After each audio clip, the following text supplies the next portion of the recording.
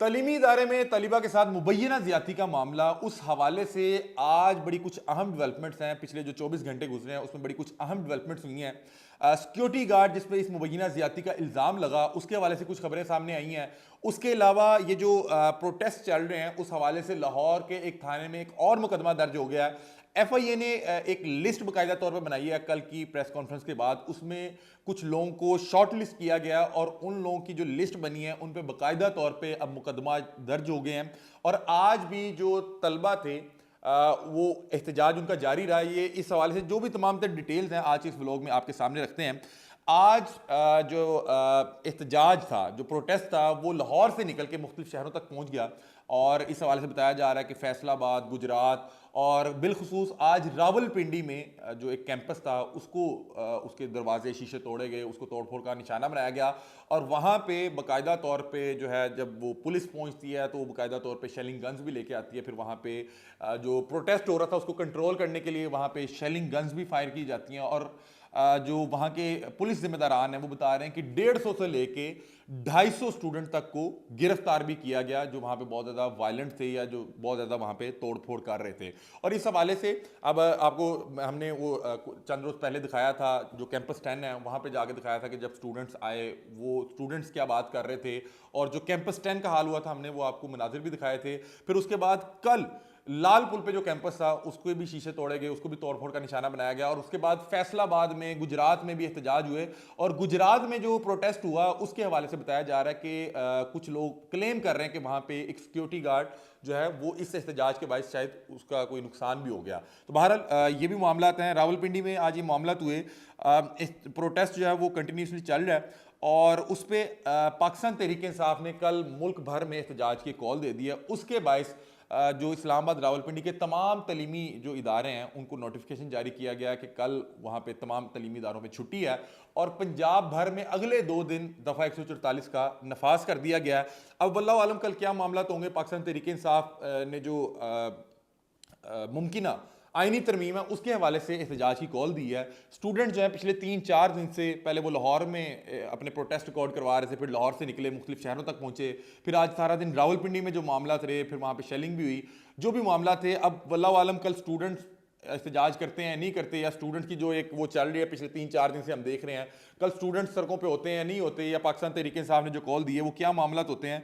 बहरहाल कल के हवाले से जो चीज़ें हैं वो कुछ जो है वो बहुत ज़्यादा कोई खुश आइन नहीं है। जो भी मामला होंगे उस पर भी आपको अपडेट करेंगे। सिक्योरिटी गार्ड जिस पे इस पूरे वाक़े में मुबैना ज़्यादती का इल्ज़ाम लगा उसके हवाले से आज जो चंद टीवी चैनल हैं उन्होंने रिपोर्ट किया कि उस सिक्योरिटी गार्ड को जमानत से रिहा कर दिया गया है। और उसकी रिहा करने की वजह यह थी कि उसके खिलाफ किसी किस्म का कोई सबूत सामने नहीं आ सका। आपको बताया था कि जो डीआईजी फैसल कामरान थे, डीआईजी ऑपरेशन, उन्होंने अपनी प्रेस कॉन्फ्रेंस में भी कहा था कि जब ये पूरे वाक़े की जो खबर सोशल मीडिया पे वायरल हुई तो उन्होंने फौरी तौर पे वो जो सिक्योरिटी गार्ड जिस पे इस मुबैना ज़्यादती का इल्ज़ाम लगा था तो उसको गिरफ्तार कर लिया था सरगोदा से। अब उन्होंने कहा कि किसी किस्म का कोई मुतासरा ख़ानदान हमारे सामने नहीं आ सका, किसी भी किस्म की जो मुतासरा फैमिली थी वो हमारे पास नहीं आई, कोई भी विक्टिम सामने नहीं आ सका।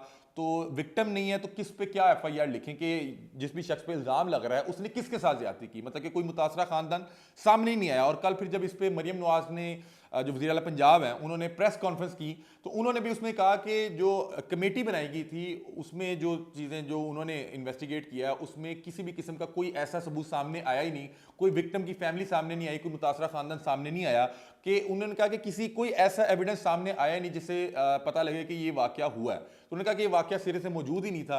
अगर उन्होंने ये बात जब कह दी तो उसके बाद मतलब है कि किसी किस्म का कोई सबूत नहीं सामने आया। तो उस पर वो जो सिक्योरिटी गार्ड था जिस पे मुबैना ज़्यादती का इल्ज़ाम लगा था आज उसको बाकायदा तौर पे जमानत पे रिहा कर दिया गया है। उसके अलावा एफआईए ने कल की प्रेस कॉन्फ्रेंस के बाद, क्योंकि प्रेस कॉन्फ्रेंस में वज़ीर आला पंजाब ने कहा था कि जिन भी लोगों ने इस हवाले से कोई ऐसी खबरें चलाई उनका जो है उनको इसके जो है कॉन्सिक्वेंसेस जो है उनको बहरहाल जो है उनका सामना करना पड़ेगा। उसके बाद एफआईए कल रात से ही हमें पता लग गया था कि एफआईए ने कुछ जो है वो एक कुछ नामों को शॉर्ट लिस्ट किया है और एक बाकायदा तौर पे एक लिस्ट बनाई है। उस लिस्ट में 38 लोगों के नाम शामिल हैं। और उस लिस्ट में जिन लोगों के नाम शामिल हैं उनको जिन लोगों को शॉर्ट लिस्ट किया गया उसके बाद उन तमाम अहबाब पे मुकदमे भी दर्ज हो गए। उनमें कुछ नाम जो हैं जो बड़े प्रोमिनेंट हैं, उसमें इमरान रियाज खान है, उसमें उमर दराज गोंदल हैं, जो है शाकिर अवान है, और दूसरे कुछ और मज़ीद भी हमारे जो कुलीग्स हैं वो मौजूद हैं। इस हवाले से कुछ लोगों का ख्याल ये है कि इसमें कुछ सहाफ़ी ऐसे शामिल हैं, मतलब कि जो 38 लोगों के नाम शामिल हैं उनमें कुछ ऐसे लोग भी हैं जो कुछ अरसे से ज़ेर अताब हैं और वो कुछ अरसे से इनके मामलात हैं। और कुछ लोगों का ज़ाती तौर पे ख्याल है कि शायद उनसे जो इनका किसी का भी कोई ज़ाती गर्ज है उसकी बुनियाद पे इनका नाम शामिल है। बहरहाल, और जिन लोगों के नाम इस लिस्ट में आए बाकायदा तौर पे उन पे मुकदमे दर्ज हो गए और अभी तक इनमें से किसी एक भी की गिरफ्तारी अमल में नहीं लाई। कुछ लोगों से मेरा अभी फ़ोन पे रब्ता भी हुआ है। और एक और चीज़, कल जिनकी वीडियो चलाई गई थी प्रेस कॉन्फ्रेंस के दरमियान, वो जो वकील साहब हैं, उनकी गिरफ्तारी हुई। और अब से कुछ देर पहले जब मैं ब्लॉग करने से पहले मैं इस पर बाकायदा तौर पर रिसर्च कर रहा था तो मुझे पता लगा कि उनकी अब रिहाई भी हो चुकी है। और कल वल्लाह आलम अब क्या मामलात होते हैं, लेकिन ये एक और मुकदमा बल्कि दर्ज हुआ है जिसके हवाले से मैंने आपको आगाज़ में बताया था। और ये मुकदमा दर्ज हुआ है जी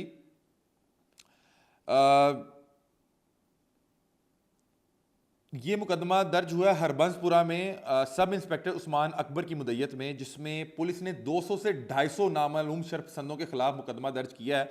और इसका मुकदमे का मतन कुछ इस तरह है कि शरपसंद अनासर ने पेट्रोल बमों से पुलिस पर हमला किया।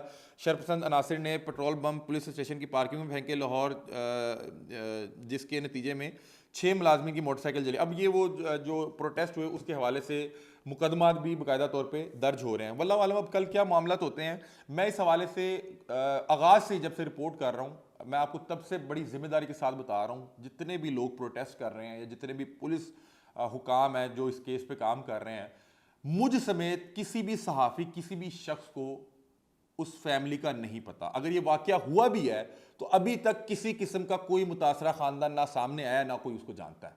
अब कोई मुतासरा ख़ानदान नहीं होगा, मतलब कि रेप की FIR क्या होती है कि फ़लाँ शख्स ने फ़लाँ शख्स को ज़ोर ज़बरदस्ती के साथ ज़्यादती का निशाना बनाया, तो किसी भी एक भी शख्स को किसी मुतासरा लड़की के हवाले से किसी एक भी शख्स को नहीं पता, किसी एक भी शख्स को उसका नाम नहीं पता।